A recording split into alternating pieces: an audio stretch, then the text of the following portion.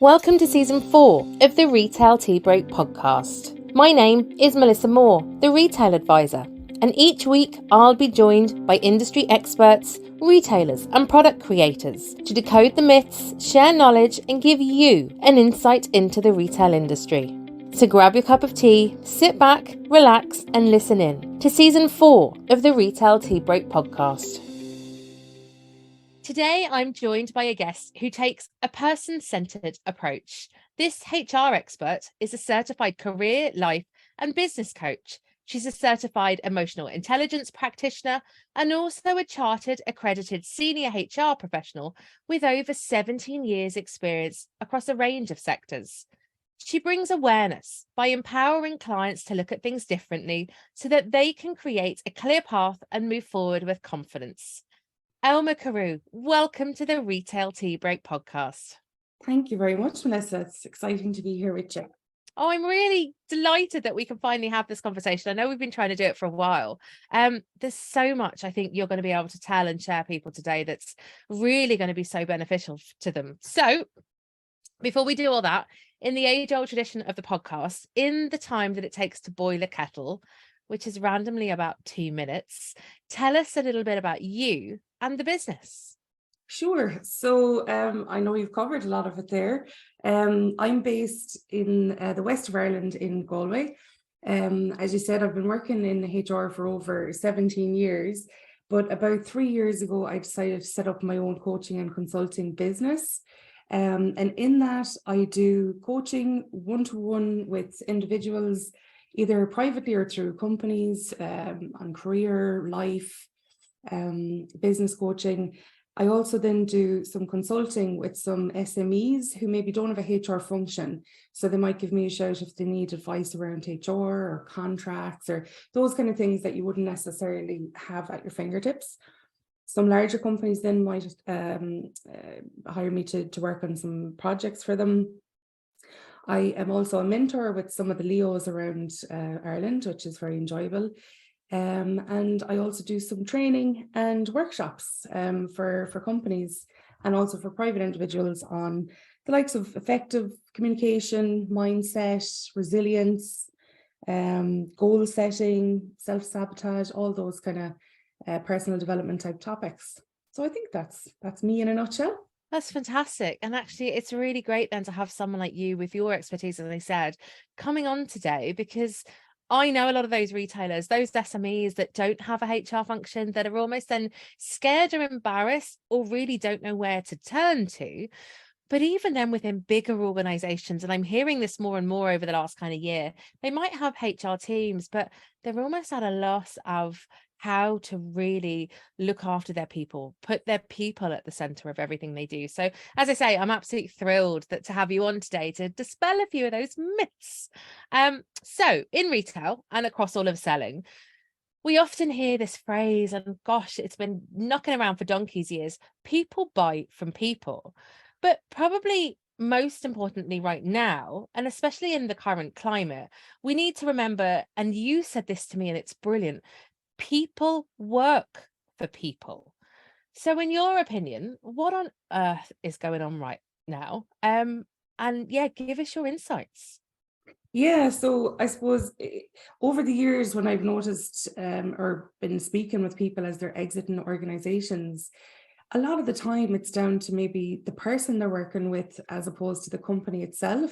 So that's what I mean when I say people work for people. If you're in a company, you have a manager you get on with, you gel with, you feel appreciates you, there's good communication there, you're probably going to last longer in that company rather than somebody who might micromanage or speak maybe in a disrespectful manner to you. But the market out there at the moment is certainly very interesting. Like for the last couple of years, we've been hearing about this great resignation. And now that's almost turning into the great regret, because people have been moving roles based on particularly hybrid for office type roles. And we've also seen a lot of people going from hospitality and retail into office roles purely because they're seeing maybe their friends who are working from home and they're like, well, I want a bit of that. I'd like to be working from home. And then they switch over. But there's a lot of calls back to the office now for people, and there's a little bit of regret with some people's decisions. Others obviously not so much. But yeah, it's definitely a very tight market out there at the minute, but it's a candidate market. So it's quite difficult for employers with recruitment at the minute, particularly in sectors like hospitality and retail. That's scary. But yeah, there was so much in the news back when that report was done by MIT about the Great Resignation, that I think we all went, yeah, there was like 20% of apparel retailers wanted to leave the workforce, 10% of general retail workers wanted to leave the workforce. And it was just, I suppose the timing actually was bang on for people, as you say, starting to exit the workforce in retail for those reasons that you say. There was, there was always that expectation that there was always something better out there. But some of them have come back, some have wanted to come back, some have moved into those head office roles, which maybe have meant they can work from home. But it is really strange out there at the moment. But as you said, and I know we've had this conversation before, it's not just retail, it's happening everywhere, to every sector. I know we spoke before about this mass exodus from the tech sector, some of which has been forced, some of which is just down to people realizing it's not for them because now they have to be back in a physical workspace 5 days a week. Absolutely, yeah. And financial services is another one where recruitment is quite tight at the minute. And what we're seeing is, I've been chatting with some HR people in the last while, and they've been telling me about offers that maybe they might have given to candidates last, maybe November. And candidates turned them down because they were actually getting more money, to work on the East Coast. So in Dublin mainly. And with only a requirement to be on site one day, maybe every 2 weeks. So that all sounded fantastic. But now what's happening is there's a call back to the office and it's like, well, actually, no, we want you 2 days on site now. And that's not feasible for somebody who's based maybe in Clare or Galway or Limerick. So they're now coming back to these companies and going, actually, can you reconsider me again, because that didn't work out. And I suppose that's what I mean by the great regret. There's a bit of that happening now too, where maybe expectations weren't properly managed from the outset by these employers. It's scary. And I think it just leaves for volatility across the whole of the kind of employment, recruitment sector, those HR people managers across the nation who are desperately trying to fill roles, but unless they're going to be honest and authentic, they're never going to do that. And I suppose then layered on top of that, we've got this new generation coming into the workforce. They've been badly impacted by the last few years with COVID, but actually their expectations are probably very different to yours and my generation, the generations before us. What's your advice and I suppose your insight for the managers and future leaders who are kind of looking at this new generation going, we don't really know what to do or how to handle them? Yeah, the newer generation coming into the workforce now have a whole different set of expectations, and they're much higher than maybe, as you put it, our generation may have had. I suppose what it comes down to for a lot of them is to be seen, to be respected, to be treated as adults, I suppose, really. There is a tendency in some sectors or just in some companies where maybe somebody coming in on an entry level role might be treated a little bit different to somebody who might be at a higher level. So I feel that by taking the approach of like a flat type of organization, whereby, yes, there's hierarchy there, but it's treated like a flat organization. The person who's only in the door is treated the same as the person who's 5 years in the door. That we have the same respect and consideration for everybody. They also have high expectations around their careers and where they're going. So you'll hear more often now in interviews, what are the opportunities for growth within this role? And that mightn't have been something you'd have heard as often in previous years, but it's definitely at the forefront of their mind. So if you have an organization where maybe there isn't a particular career path in place, you need to rethink, maybe, is there training? Is there something there that you can add value to this person so that when they leave, their CV is bolstered by that role working with you? So, they might have done a couple of courses or you know, they could have even done, say, a communication course or a food safety course or whatever kind of, they don't have to be just, it could be soft skills as well as the, you know, the likes of food safety. But it's really a case of what can you offer them rather than what can they offer you, which is probably the approach we would be used to from years ago. Absolutely. And then when it comes to, I suppose research is telling us, and I don't know how true this is right now, that this newer generation aren't as kind of fussy, shall we say, about the salary or the money being offered. It's that bigger picture. They want more value, I suppose, for working for you. Definitely, work-life balance is becoming more and more important to everybody, but particularly younger generations, because, you know, this is why this quiet quitting was such a big thing in the last year or so. And And actually on that, yeah. explain that for anyone that maybe doesn't know that term, because again, that's quite a buzz phrase that's been around for the last kind of year, 18 months. Sure, sorry. So quiet quitting, it'd be quite similar to work to rule, which would be a form of striking from over the years. Basically, it's where you will come in, do your job, work your exact hours, but no more. You will literally just do the bare minimum, I suppose. And it's not that there's a whole generation doing the bare minimum. That's definitely not what's happening out there. But what is happening is they have stronger boundaries around their time. So, you know, they're of the opinion, look, you've hired me to work from 9 to 5, so you can have me from 9 to 5, but at 5 past 5, it's back in my time now and I'm out the door. And to be fair, it's not unreasonable. It's really not unreasonable. There are times where you might expect and hope for a bit of flexibility, but this is where you need to give flexibility to get flexibility. So if somebody is saying to you, hey, I need an hour off to attend an appointment, that it's not a big issue, that it's a case of, yeah, no bother. And then when you might need them to stay on for an hour, you know, you'd hope to get that same kind of flexibility back. It makes sense. And I think, as you say, it's about reframing the way. It's not just about we've always done it this way, that there has to be that flexibility there.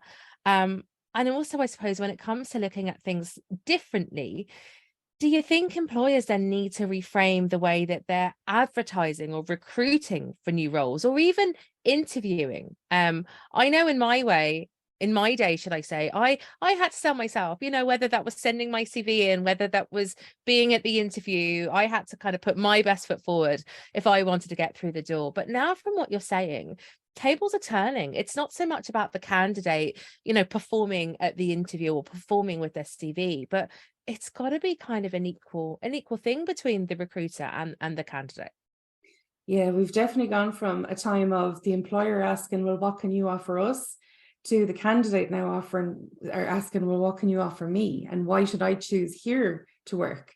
So there's definitely a shift in mindset required by employers in that regard. You know, this kind of mindset of, oh, sure, wouldn't you be lucky to have a job? Is really not there anymore. You need to be going in, I suppose, with a more equal, as you said, mindset. It's a relationship of equals. Yes, obviously one is the employer, but you need to be coming to the table with your whole offering. So, you know, if you have additional holidays or if you offer training maybe that other competitors don't offer, like what is it that you offer that maybe the company down the road that does the same thing doesn't? What sets you apart? So similarly to the way candidates will be thinking that way, employers need to start thinking that way.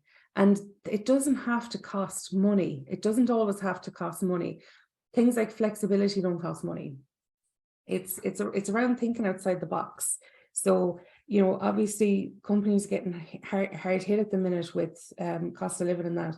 But it's important that when you're looking at your own company's expenses, that you're really considering your wage expense there as well. So that when you're looking at maybe increasing the price of products, you're also including the mindset of, well, actually, I'm probably going to have to give an increase to the employees. That needs to be considered as well. So it's just considering them in everything, but also setting out your own stall, like as to what your offering is. You'll see on job adverts now, you know, they've gone from what we expect from you to here's what we can offer you. So even just that, that's a huge change in the last 10 to 20 years for sure. It is incredible because I certainly don't remember that. And I believe it's becoming more and more common now for retailers or for business owners to put salaries on job adverts, whereas in the past that was unheard of. It was like surprise on the day of the interview, if to kind of maybe tell you the pay scale. But is there anything else then you kind of see or you feel that the recruitment aspect of HR has changed, whether it's for the better or not, but certainly there seems to be more transparency at the moment? Well, actually, since I was last talking to you, I see that there's a new EU directive coming. It's going to be with us in the next 2 to 3 years. And in that, we can no longer ask employees what they were previously on in their last. Wow. The question has to be, what are your salary expectations rather than what are you currently on? And also they're looking at, implementing a requirement for salaries to be on job adverts. Now that will open a can of worms for definite, particularly with current employees who are like, oh, hang on, you mean that team gets this? Now I know they've done similar in America, and there was, oh God, I can't think of the name of the company, but they put down their salary range as between $1 and $1 million.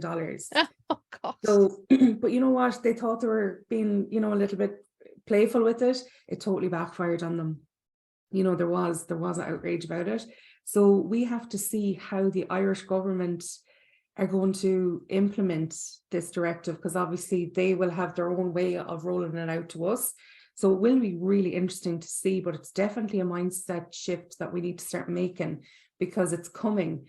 So we need to get used to asking people, what do you expect for your next role in salary, rather than what are you currently on? Because you would see a lot of companies doing that, and I'll give you a little bit more than that, rather than the person that might be coming in going, well, actually, I think I'm due a lot more than that, or oh, I'm valued a lot higher than that. So that's one thing. The other thing is we need to be very careful now with hiring and recruitment. It can't be just a quick and flippant thing. From December of last year, a new rule came into law that you can not extend probation beyond 6 months. So you need to be absolutely certain within those 6 months as to whether or not it's going to work out. So, fair enough if I'm saying about giving people flexibility and you're saying, well, we need to let them prove themselves first. And that's totally reasonable. But the first 6 months, you really do need to make sure you're closely working with these people to, are they enjoying it? Are they settling in? Is it for them? Sometimes it just might not be for them. But you don't have the luxury of extending that out to 12 months anymore. You have to know within 6 months. And actually, there's something really interesting in what you've just said there, that you have to work with them. I mean, how many people kind of listening or watching landed in on their first day and might have had all the fuss and of an induction or the paperwork or whatever, and then they're almost left to get on with it. And I think, again, it's quite telling at the moment that there are a lot of people leaving the industry because they have literally been flung in the door. There's the till, get on with that, do that. No training involved. Whereas we're definitely seeing this gap open between retailers and the really good retailers who do all the things you talked about, who invest time in their people, who train their people, who have a little bit of flexibility because then they might have it back. But that gulf just seems to be widening of those that train and nurture and those that just think it's a bit like, well, come in, I've given you a job, get on with it now and you'll be fine. Yeah, and I can appreciate that not all companies are going to have the same budget to maybe get into as deep a kind of a training schedule, but there is always something there within any budget that you can do. It's just about actually sitting down with it and planning it out for yourself and seeing what can you do with your resources. I remember sitting with companies back in the recession who would have had employees coming to them and going, we want increases. And they were going, but we don't have a budget for that. So you'd sit with them and figure it out. There was always a way to do something. It might be taken from one area to give to another, or it could be looking at maybe a benefit that might be not as costly. There's so many different ways to look at it that aren't necessarily going to have a huge hit on you financially. So it's important to think outside the box in that regard. Yeah, absolutely. And I fully agree with you there. Another thing I know we spoke about recently, and this fascinates me, and it really ties in with, I suppose, this whole idea of recruitment, retention, and then maybe people actually leaving the organization. And as part of a company's people agenda, you were telling me that you'd get rid of this whole idea of an exit interview, but you'd replace it with something. And I love the title of this. You'd replace it with stay interviews. Yeah, so I just think exit interviews are a pointless exercise. They're closing the gate when the horse is already bolted, like, pardon the pun. But like, really and truly, if you're regularly checking in with people, you should have an idea as to who's happy and who's not. Yes, there is data, we call it data, that could be taken from exit interviews. But a lot of the time it is too late, because for some employees, they're actually quite irate that now you're sitting down with them, Yeah. that now you're taking the time to ask them what you could do differently, and why didn't you do that when they were there. So as a general rule, over the years, I just won't do them. I really don't like doing them. You're also legally, you don't have to oblige an employer by doing one, so you can refuse to do one. And you know, if you put yourself in the position of somebody who's leaving, and think about when you've left a job over the years, you don't want to be sitting down with somebody doing a tick box questionnaire form. You know, absolutely, if there's somebody that's leaving who you actually are a little bit blindsided by, sit down and have a chat with them. You know, I wouldn't call it an exit interview, you might have a chat with them. But just going back to the stay interviews, for larger companies that might maybe have a robust performance management process throughout the year, I would always say, if you have just an annual performance review process where you sit down once a year and say, yeah, you did all right, or no, you didn't, and here you go, and that's it, and we'll forget about it. Now, see you in December next year. Good luck. You're absolutely wasting your time. That is purely box ticking. So what companies can do is add check-in meetings throughout the year. So they might do them quarterly, they might do them even just at one other point during the year, where they check in and say, like, hey, how's everything going? You know, is there any issues that you're having at the minute? Is there anything you need from me to help you to achieve the goals that we set out for you? Like, talk to me, like, how are things doing? And you're doing almost a temperature check, but I would keep it as informal as possible, because, you know, once you sit down again with your box ticking and all that, it can be a little bit daunting. But if it's just a chat, a conversation, it can take 20 minutes. And it could save you a lot of money in trying to backfill. If you have a good relationship, you might start to realize, actually, this person is starting to be less engaged maybe than they were 6 months ago or 3 months ago. What's happening? And you can actually just dive into it and see what the issue is. Yeah, I think it's such good advice there. It's just keeping these communication lines opening, isn't it? And as you say, goodness, if we do that, it actually saves companies money in the long run, which, again, I think a lot of retailers only realize when it's too late. But to bring you back to something you said there, and forgive me, because this might be a whole other podcast episode, SMEs out there that I know are listening, because I've spoken to plenty who don't have a formal review process, should they just be having those chats anyway? I think so. And I mean, you don't have to have a big structure or form or set list of questions or anything like that. But it is important to sit down and have a cup of tea and have a chat, or whatever way you want to do it, but just to actually check in with somebody. The other thing that will come out in those conversations is stuff that might be going on for people personally that could be impacting work. And, you know, if somebody's with you for 8 hours a day, 5 days a week, or whatever it is important that you've some idea, without, you know, crossing boundaries. But, you know, there could be just a particular something going on that they might need a little bit of support with. That they might need you to cut them a little bit of slack for a couple of months while they're going through. So, you know, it does help, because you could be, as the employer, getting really frustrated. Like, why is Elma just she's not showing up the way she normally does, or she's distracted. Like, what the hell, what's going on with her? You could find out by having a chat. Like, is everything all right? I've noticed you're a little bit distracted. In a respectful way. Obviously, not everybody's going to want to share with you, But once an employee knows that they can open up to you and they can speak to you and share that stuff with you, and that you have, if you're a business owner and you have another people manager that is managing all this for you, so long as they're communicating this back to you, because while it's an informal chat, if somebody's telling you in those informal chats that they might be feeling bullied or they might be feeling stressed because of work, and you don't in turn share that, feed that back to the person who needs to actually to deal with it, your you know, your inaction is action in itself. You're kind of you're making trouble for yourself in the long run. You need to act if somebody is sharing something like that with you. It's so important. It absolutely is. But yeah, I love that idea. And I know there'll be retailers listening going, we don't have a formal process, but having those cups of tea, as you said, having those chats and then actioning from whatever is said is so much more valuable to everyone in the long term. It really is. Great advice there. And I really, really appreciate that. So goodness, final question then.